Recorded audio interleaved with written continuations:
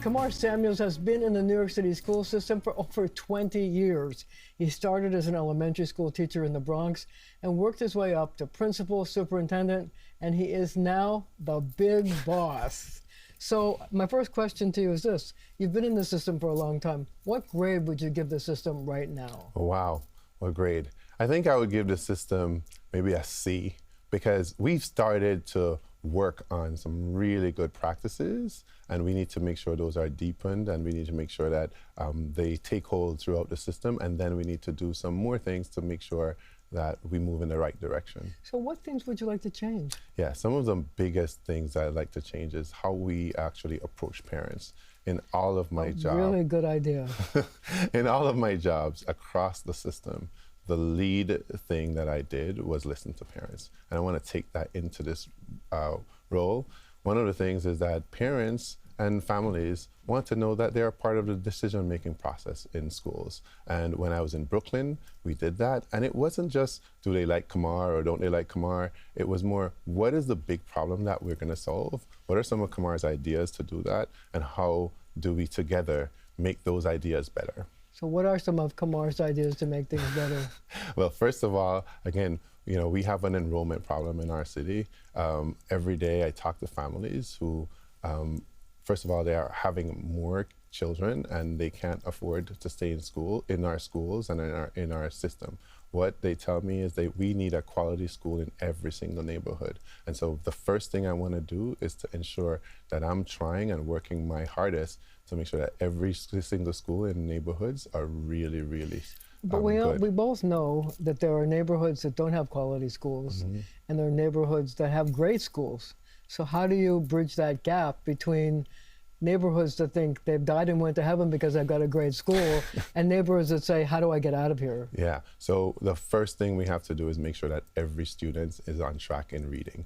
That's why we exist, and right now we don't necessarily have that in every single neighborhood. We started last year with New York City Reads, and I think we made tremendous progress, went up significantly in literacy, and so we need to double down on that and then start thinking about math, because if we don't do math well, if our students are not if they're not literate and if they're not really performing well, they're not going to be ready for the jobs that exist, much less the jobs that we don't even know the jobs where But you started in math. Yes. You started doing numbers. So how would you fix the math system? Yeah, I think we have some tweaks that we need to do there. What we did with literacy was super successful. I want to tell you a little bit about why. One, we started from the bottom up.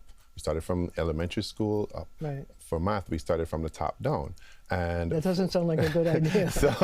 So when you're talking about whether kids can have a good conceptual understanding of math, I think it's really, really important for you to start with our teachers that need the most content expertise. And so another thing so we should start with elementary school, or we should really work with our elementary schools. Another thing is that we should think about this idea of, I do this all the time. I'm working with parents.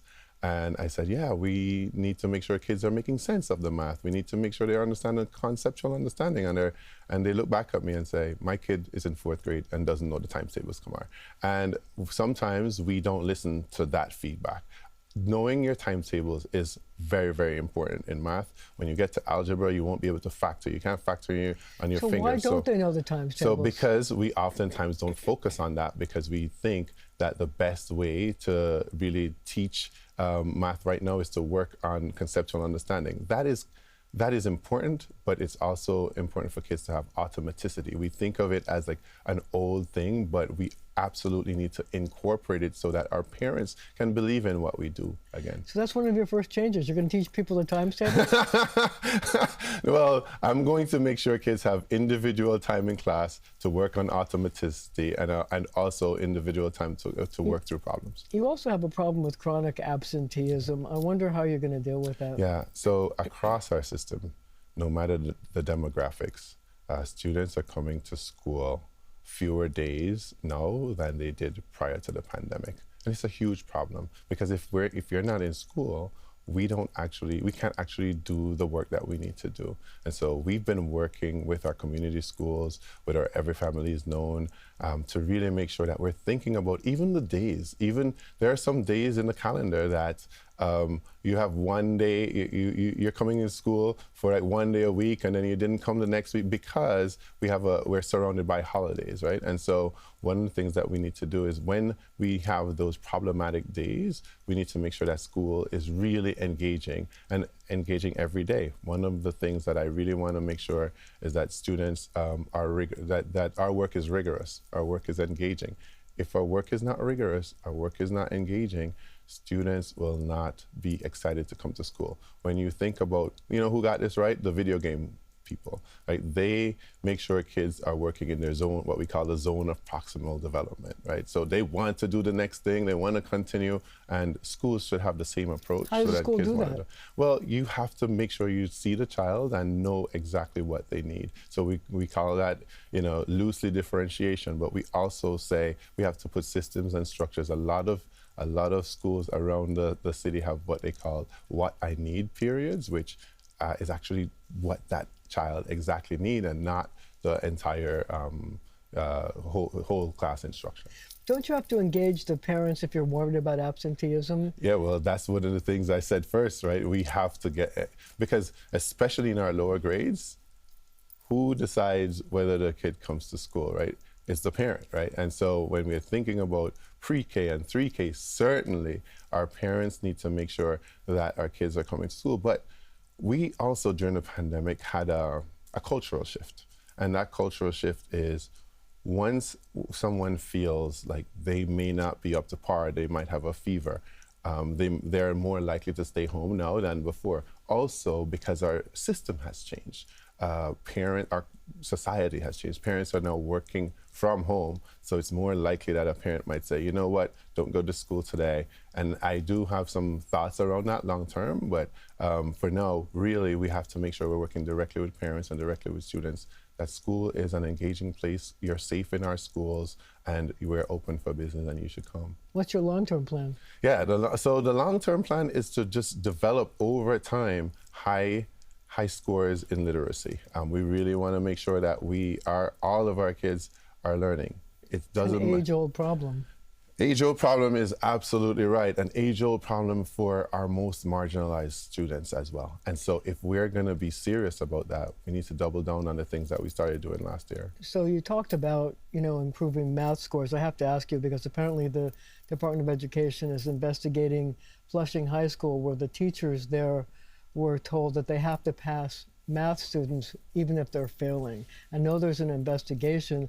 I wonder how you feel about that, the pressure that's being brought to bear on these teachers in math to pass kids, whether they're proficient or not. Yeah, well, I'm not going to speak about a specific investigation, but I will say that I want schools to be rigorous. That means that you are looking at the child in front of you and you're making sure that you're doing whatever that needs to be done early to make sure that child learns. But teachers need to be inspired to do that. One of the things that I think superintendents need to do is to bring back the passion that they have for this work and why they do it, so that they can then in turn inspire principals, and then principals inspire teachers, because it shouldn't be that you're getting this top-down pressure that may or may not make you do different things. It's really about how do I get the passion I have for my subject and how serious I am about my subject and how much I love my subject to make sure that translates to our students. So you gave the school system a C. You want to fix the reading program, you want to fix the math program.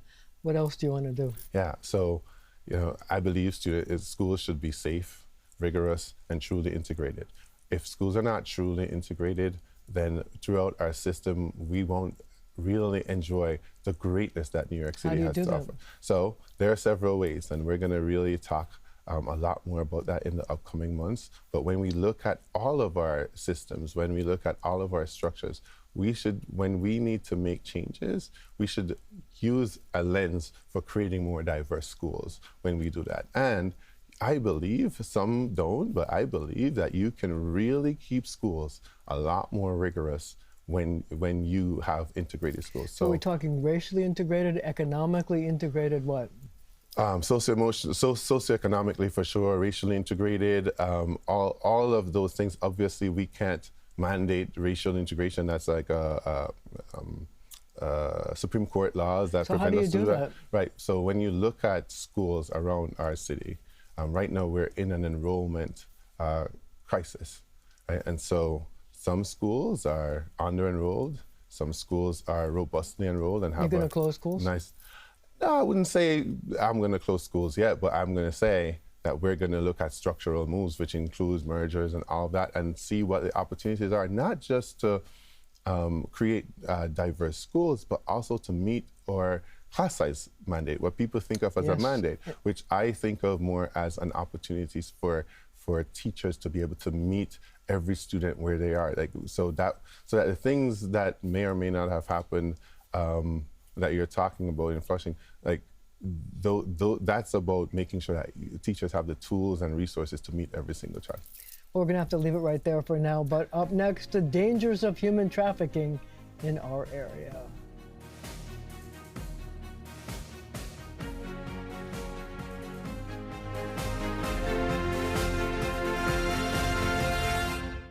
We are back with the new school Chancellor Kamar Samuels. So here's my question. How has the classroom changed since your first day as a teacher in 2001 in the Bronx? Wow. You know, that is such an interesting question. First of all, when I started teaching in the Bronx, I was actually the first teacher in that. It was a brand new building. We had a lot of resources. We didn't have smart boards. I also think the question is pretty loaded because in many ways, our classrooms have not truly changed in many, many decades. That's 20 years. That is true, right? Because you still have, by and large, a setup where the teacher is in front of the class. You still have, certainly a lot more students are in rows, in groups than in rows. A lot more cooperative learning setups. That's great, but it's still a little bit too teacher directed and too teacher. We want to make sure that things are truly centered. What I would say from a teacher's perspective that has completely changed is that I know teachers now have so many more resources for teaching that they can get when they're going into the classroom. When I started teaching, I told people recently, they gave me this blue binder and this red binder and said, have at it. And it wasn't that much. But for kids at home, things have changed so much that I think schools oftentimes struggle to keep up with that. And that's why, we have our cell phone ban that's working, and that's why we have those things. But in terms of schools, I think we should push and become a lot more innovative with our approaches. So in your fantasy world, what would a school day look like? What time would it start? What time would it end? Yeah. It's a fantasy. Yeah. Well, for Dream. me, it wouldn't start before 9 o'clock, especially for our middle school students. We have a school in my old district, the center school, that has a very later start. And I think our students feel a lot better when they're starting later. And I also think it wouldn't be a batch based on your age oriented. It wouldn't be that, you and I are 13, therefore we should be in the same class for the entire time. It should also be, well, what are the things that we're both strong at, and no matter what the age. And we have a school in District 3 where the center school that did multiple grades across a school. So I think we need to think more about that kind of thing. And then students would actually have more real world experiences. If you think about how the TV industry has changed, right? I can go on and I can rewind and I can have a DVR or whatever the case is. And in schools, we haven't seen that level of innovation. And I think it's really important to me that we have both progressive innovation and we use some of the technology tools that we have available to us. Do you think you'll ever be able to have a school day that starts at 9 o'clock? Well, first of all, I already do in one school, and I think that's something we need to think about. Students and also will be screaming, hurrah, hurrah, hurrah, hurrah. I would love that, right? I'm sure our mayor would love it too. When I think about, also something I think about is this idea of the summer, right? I think school should be a little bit more year-round. We've done a lot of work with our Summer Rising program to do some of that, but some of the breaks are a little bit too long. So I would lose that. And my son recently asked me, he said, "Hey, Dad, are you going to bring back snow days?" And I had to respectfully say no. So I wouldn't. That would not be. So you want the school to start later, and you want to go longer in the summer? if you're asking me my ideal, I think that would be That's your fantasy. Yes, that's my fantasy. So you need to hire more teachers, especially with class size changes coming in September. So what's your best elevator pitch for why somebody should be a teacher in the New York City school system? Wow. You know, when I started, I had a really good elevator pitch. It was an ad in the subway that said, "You remember your first grade teacher's name, who will remember yours?" And so I would start with that, and then I would say, look, right now, there's nothing better you can do than giving a child, especially a vulnerable child, the opportunity to read. It will open their horizons, and it will allow them to have better outcomes in life and in the future. And in New York City, we want you to come on board with myself and our wonderful mayor to make sure that that happens. So when you were a child, what was the one thing your mom or dad nagged you about when you were a kid? Okay, look. We're on your case. So first of all, I am an only child for my mom, and she was a single parent, and we lived together, and so there wasn't anybody for me to blame anything on. That's part of the thing, right? If something happened, it was always going to be me. And I think, you know, one of the things that I tried to do a lot for my dad was to debate him. And then one day he said to me, "You're going to lose debates if you don't actually start reading something." And so he nagged me to kind of read the newspaper so that I would be better at debating. So here's a real hot potato question, and I use the word hot potato. What's your favorite thing on the school lunch menu? Oh, wow. Oh man, this is a great one. They have this really kind of chicken that is close to like jerk chicken, or it's like a flavorful chicken that I really, really like. Okay. We're going to have to make sure we tell school food about that, so it's on the menu. So do you have a secret talent or skill? Oh, a secret talent or skill? Look, that's a good one. I think I would imagine that if we put all superintendents or chancellors before and after me and challenge them to a race of 100 meters, I'll probably be the winner. Really? Yeah. You're a good runner? I'm pretty fast. Okay, that's a good thing to remember. So what's the last thing you learned? The last thing I learned in general? Yeah.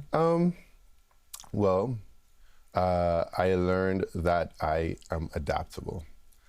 The last, what is it now, a week or 2 weeks since I was announced, it's not 2 weeks, but it's since I've been announced Chancellor, my life has significantly changed. How has it changed? The biggest way it's changed is that I'm much more recognizable, and I have so many people reaching out to me and for support.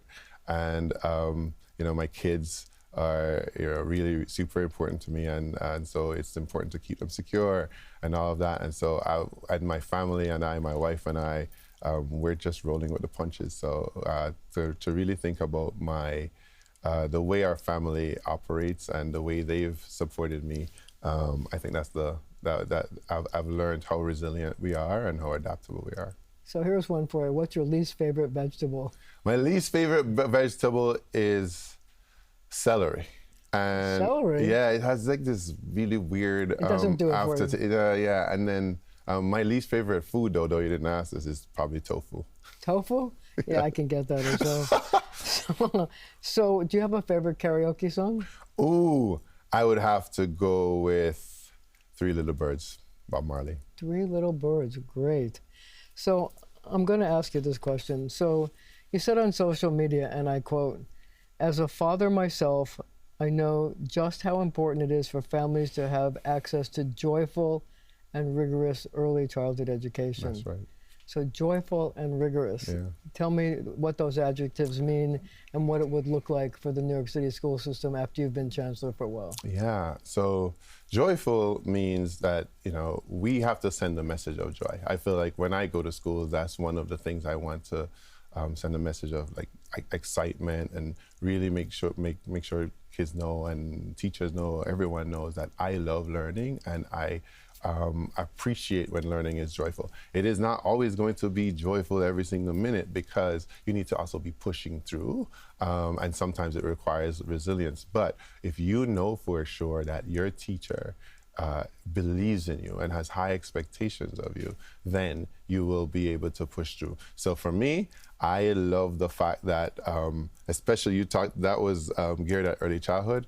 You know, we don't necessarily want kids to come in and like every day at 3 years old, you're like really hounding foundational literacy skills. A teacher should set up centers, set up an environment where kids really are learning, and then be intentional about how we're doing reading strategies so that kids remain joyful in their centers. And we should have that throughout the course of our kids' education, because we stop it, and if you survey kids about their curiosity, they're so much more curious in kindergarten than they are in the eighth grade. And what is school doing to make sure that we are pushing that level of curiosity throughout the entire experience? So look, there's something like 900,000 kids in New York City schools, which means there are even more parents. You can't possibly meet them all. You can't possibly meet all the teachers and the principals and everybody else.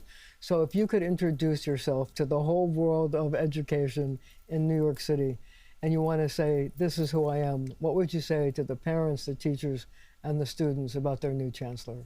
Wow.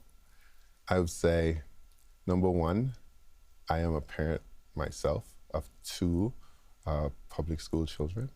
I have a 6-year-old in the first grade and then a 16-year-old in the 11th grade. So I run the span. And I would say you have someone who believes that every single child can learn. Every single child can learn and have high expectations. And someone who wants that teachers to understand, in the same way my grandparents taught me, what they made sure I knew they believed in me. They made sure that they knew that they loved me, and that they wouldn't take any mess from me. And I think that kind of commitment to kids and commitment to families, that's what we need the journey to be together. And you want everybody to know, every kid to know you believe in them. Absolutely, 100%. I believe in every single child in the New York City Department of Education. Kamar Samuels, congratulations on your new job. Thank you. Thank you for joining me, and thank you at home for joining us as well.